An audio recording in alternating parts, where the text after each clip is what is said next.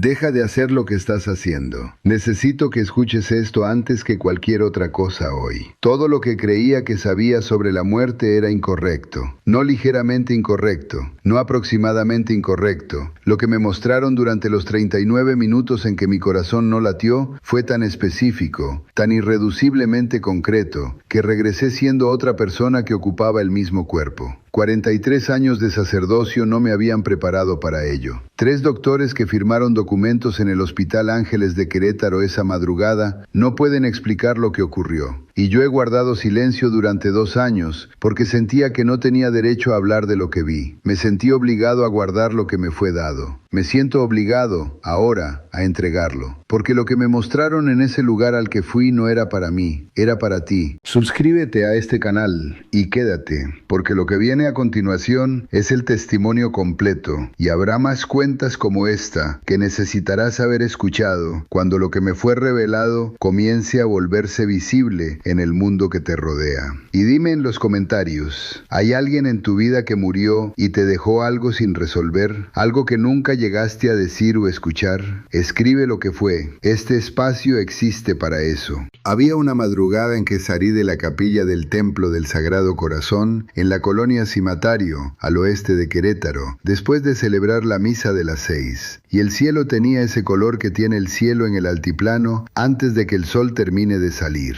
Ese gris violáceo que dura exactamente 10 minutos y que yo había visto miles de veces en 43 años de madrugar para la primera misa. Y en ese momento, llevando en la mano las llaves de la sacristía, con las cuentas del rosario todavía enredadas en los dedos, sentí por primera vez en mi vida el peso exacto de un hombre que ha pasado 4 décadas sirviendo a algo que cree y al mismo tiempo ha dejado que ese servicio se vuelva hábito antes que entrega. No lo nombré así en ese momento, lo nombraría 7 meses después, en una habitación de hospital, mientras 3 médicos trataban de convencer a mi corazón de que volviera a latir. Soy el padre Ignacio Morales Vega, sacerdote de la diócesis de Querétaro desde 1981, retirado desde hace 3 años, 74 años de edad, viviendo en la misma casa donde nací en el barrio de La Cañada, con las mismas vistas de los cerros que tuve de niño, con una biblioteca que tardé 40 años en construir y que ahora me resulta extrañamente pequeña para todo lo que sé que no está en ningún libro. No voy a contarte este testimonio ordenadamente. Lo sé y te lo digo desde el principio. No porque no sea capaz de ordenarlo. Soy un hombre educado en la escolástica, que ama el argumento y la estructura, sino porque la experiencia misma no tiene el orden que tenemos aquí. Tiene el orden de las cosas verdaderas, completo en sí mismo, imposible de comprender desde afuera, perfectamente claro desde adentro. La noche del 17 de septiembre, 2 años atrás, me desperté con una sensación en el pecho que no reconocí de inmediato. No era dolor, era presión. Era la sensación de que algo que había funcionado sin consultarme durante 72 años estaba a punto de dejar de funcionar, y que había una cualidad de aviso en ello, no para que yo hiciera algo, sino para que prestara atención. Me senté en la cama, me quedé sentado, la presión aumentó, y luego dejé de estar en mi habitación. Quiero decir eso con precisión. No desmayé y desperté en el hospital. No hubo transición que pudiera describir como pérdida de conciencia. Hubo la habitación, los cerros por la ventana, la luz del corredor entrando por debajo de la puerta, el crucifijo sobre la cabecera que me dio mi madre el día de mi ordenación. Y luego no hubo habitación. No hubo transición, no hubo túnel, no hubo velocidad, no hubo el sentimiento de movimiento que describíamos cuando alguien me contaba estas experiencias antes de tenerla yo.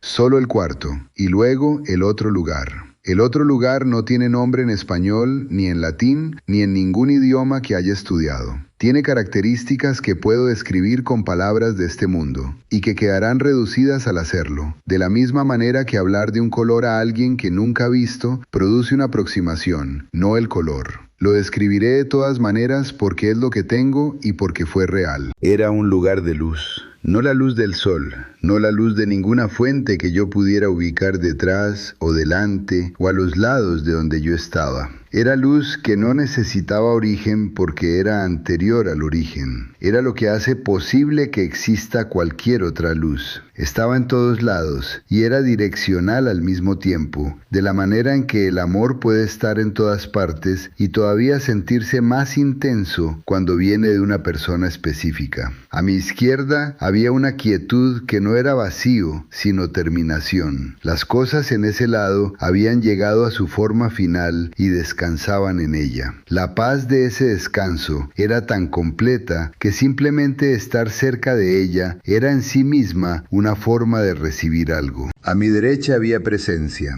No en el sentido vago en que usamos esa palabra en los retiros espirituales, no en el sentido litúrgico que yo había invocado miles de veces desde el altar. Presencia en el sentido de algo completamente aquí, completamente ahora, completamente consciente de mí en el mismo momento en que yo era consciente de ello. Y ese conocimiento mutuo, ese ser conocido, fue la primera cosa que deshizo 43 años de armadura. Porque la armadura era real. No la llamo así para despreciar lo que hice durante esas 4 décadas. La llamo así porque es lo que era. El sacerdocio me había dado una identidad tan completa, tan reconocible, tan dotada de respuesta para cada pregunta, que sin darme cuenta había dejado de ser un hombre que creía y me había convertido en una institución que funcionaba. El collar, la sotana, el saludo de la gente en la parroquia, el lugar que ocupaban los funerales y los bautizos y las quinceañeras, todo eso era real y también era, en la medida en que yo lo usaba para no tener que seguir preguntando, una forma de silenciar el amor original que me había llevado al sacerdocio en primer lugar. Ese amor, el que había en el muchacho de 23 años que se arrodilló ante el obispo en 1981, ese amor estaba ahí, estaba intacto. La presencia que me encontró en ese lugar lo sabía, y verlo sabido fue el momento más humillante y más misericordioso de mi existencia. No humillante porque me avergonzara, humillante en el sentido propio de la palabra. Me volvió a ras de tierra, me devolvió a lo que soy, me quitó los 43 años de edificio y me dejó con los cimientos. Los cimientos eran suficientes. Eso fue lo que me enseñaron. La presencia no habló con palabras, comunica, y uso el presente porque lo que recibí sigue activo en mí. No fue un evento que terminó. De la manera en que la luz ilumina, sin esfuerzo, sin secuencia, sin el espacio entre pregunta y respuesta. La comprensión llega completa, ya está ahí cuando la buscas. Eso es lo más extraño de intentar describir lo que ocurrió. No puedo contarlo como una secuencia de revelaciones porque no fue una secuencia. Fue una simultaneidad que yo fui capaz de procesar en partes solo porque soy una criatura secuencial. Lo primero que se me mostró fue mi propia vida, completa, no como juicio, no como reproche, como información. La misma información que me había estado disponible todo el tiempo, pero que yo había gestionado desde adentro, con todos los sesgos y los miedos y las autojustificaciones que los seres humanos usamos para ser soportables para nosotros mismos. Desde afuera, la vida tenía un contorno muy claro, un amor que comenzó siendo puro, que sobrevivió 43 años de institucionalización y que había llegado hasta ese momento todavía vivo y todavía capaz de ser la cosa que fue al principio. Eso era lo que la presencia estaba esperando. No mis logros, no mis 43 años de fidelidad institucional. El amor original, todavía intacto debajo de todo lo demás. Y entonces, y aquí es donde el testimonio se vuelve lo que tiene que ser, la presencia cambió de temperatura. No de temperatura literal, de cualidad, de lo que estaba haciendo en mí y conmigo. Pasó de ser el encuentro con lo que yo era, al encuentro con lo que yo tenía que ver. Y lo que tenía que ver no era para mi bien, era para ser llevado de vuelta. Me fue mostrado un rostro. Necesito que entiendas lo que significa cuando digo que me fue mostrado. No fue un sueño, no fue una visión en el sentido de algo proyectado en la oscuridad de mis párpados. Fue una presentación. La misma claridad que tengo cuando miro a alguien sentado frente a mí, multiplicada por un factor que no tiene número, porque no depende de la luz del sol, ni de los ojos, ni del nervio óptico, sino de algo que funciona sin ninguno de esos intermediarios. Vi a este hombre como lo vería si estuviera sentado al otro lado de mi mesa en este momento, en la luz de la tarde de Querétaro. No me fue dado su nombre. Quiero ser absolutamente claro en esto. No tengo un nombre, no tengo documentos, no tengo forma de identificación convencional. Lo que tengo es una descripción física tan completa que si alguna vez lo encontrara en persona, lo reconocería en el momento en que lo viera, antes de que abriera la boca. Es un hombre de estatura media, tal vez un poco más de 1,70 m. Su cara es larga, con una mandíbula estrecha que contrasta con una frente prominente que le da, de frente, una expresión de intensidad intelectual que se deshace cuando lo ves de perfil en algo más calculado, más compuesto de lo que siente genuinamente. Su cabello es oscuro con canas en las sienes, llevado con el tipo de cuidado que no parece cuidado, lo que requiere más atención que el descuido real. Sus ojos son de ese gris claro que cambia según la luz, casi verde en algunas condiciones, casi azul en otras, y son su característica más peligrosa porque comunican atención. Atención específica, personal, que hace sentir a quien está siendo mirado que ha sido elegido, que finalmente alguien lo ve. Habla de cosas espirituales con autoridad. Su lenguaje suena a sabiduría. Cuando está escrito parece sabiduría. La diferencia entre el lenguaje y lo que hay debajo del lenguaje es lo que la presencia me mostró a continuación. Y esa diferencia no era ausencia, era inversión. Cada cosa verdadera a la que el lenguaje espiritual debería apuntar, este hombre la utiliza como vehículo que apunta en la dirección contraria. Construye comunidades, reúne a personas genuinamente hambrientas de algo real, personas en dolor, personas que han sido falladas por las instituciones en las que confiaron, personas que buscan exactamente lo que yo busqué cuando tenía 23 años y caí hacia el misterio con todo lo que era. Y se posiciona a sí mismo como la fuente de lo que buscan. No es la fuente. Ha aprendido a simular su superficie con una precisión que requirió toda una vida de práctica. Este hombre ya está en México. Eso fue lo que se me dijo sin palabras, de la manera en que la presencia deposita comprensión. No viene, no está llegando, ya está aquí, ya está activo, ya está reuniendo a quienes necesitan lo que él simula ofrecer. Pregunté, no con palabras, sino de la manera en que uno forma una pregunta en ese estado, como intención más que como pensamiento. ¿Por qué yo? ¿Por qué un sacerdote retirado de Querétaro? Un hombre que había pasado 43 años siendo cuidadoso e institucional y deliberadamente poco profético. ¿Por qué no alguien con acceso, con plataforma, con la capacidad de hacer algo concreto con lo que se le estaba mostrando? La respuesta fue la demostración. Me fue mostrado el contorno de mi propia vida desde afuera, no la carrera sacerdotal, no los años de servicio, sino el amor original que había sobrevivido debajo de todo eso. Y lo que llegó como comprensión fue esto: 43 años de institución me habían formado para cargar peso sin quebrarme. El amor que comenzó siendo puro y sobrevivió todo lo que sobrevivió era exactamente la preparación para este momento. Había sido hecho en algo que podía cargar esto sin ser destruido por ello. Regresé a mi cuerpo como alguien que cae al agua fría.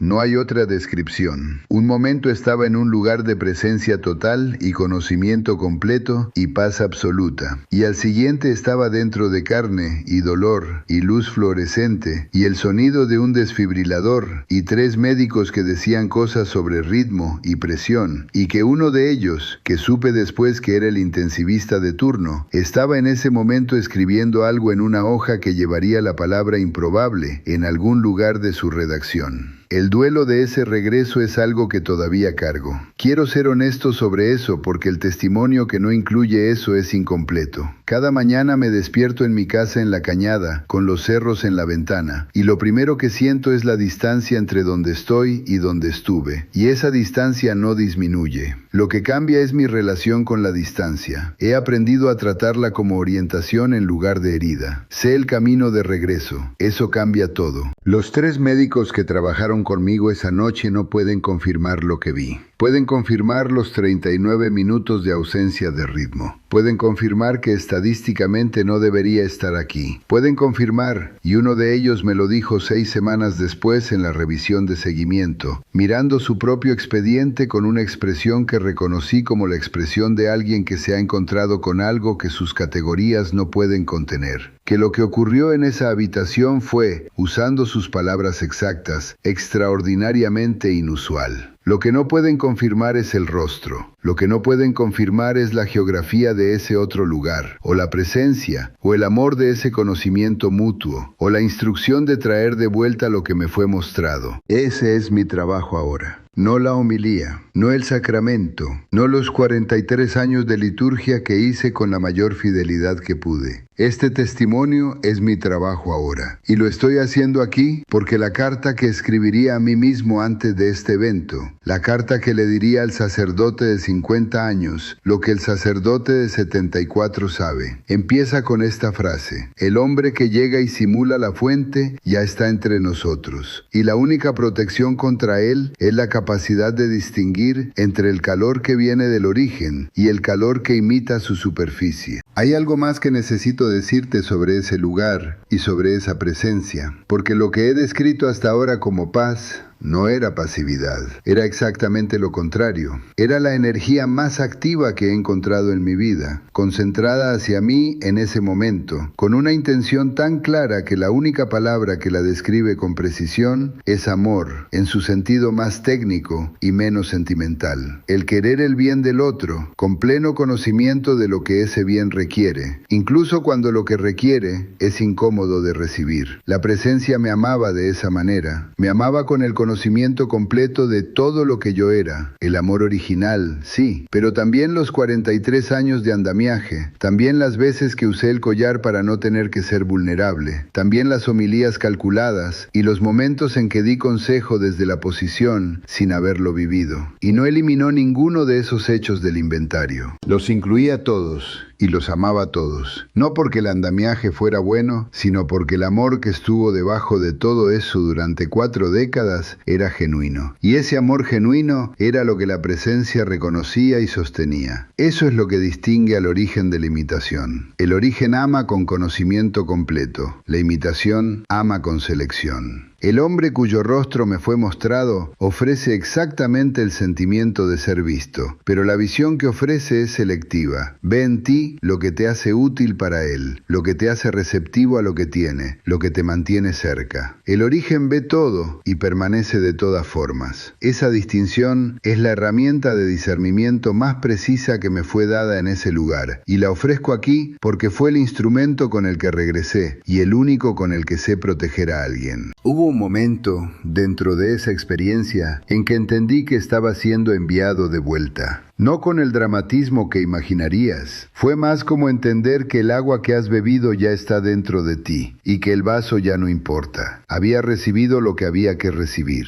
El regreso era la consecuencia natural de haberlo recibido. El dolor fue la única sorpresa. Nadie me había advertido sobre el dolor de regresar. Supuse que lo difícil sería el morir. Lo difícil fue volver a ser finito después de haber sido, por 39 minutos, algo que no lo era. Pasé 43 años perfeccionando una versión de fe que estaba mayormente construida sobre el andamiaje de la institución. No estoy condenando eso. La institución me dio estructura, me dio comunidad, me dio el lenguaje con el que pienso en estas cosas. Lo que estoy diciendo es que el andamiaje no es el edificio, y el hombre cuyo rostro me fue mostrado sabe mejor que nadie que el andamiaje puede usarse para hacer creer que el edificio está ahí cuando no está. Las personas que caerán en lo que él ofrece no serán las personas que ya están protegidas por la institución. Serán exactamente las que fueron falladas por ella, las que tienen hambre genuina, las que buscan lo que yo busqué a los 23 años y que tuve la suerte de encontrar bajo suficiente escombro institucional como para que todavía estuviera vivo cuando lo necesité de verdad.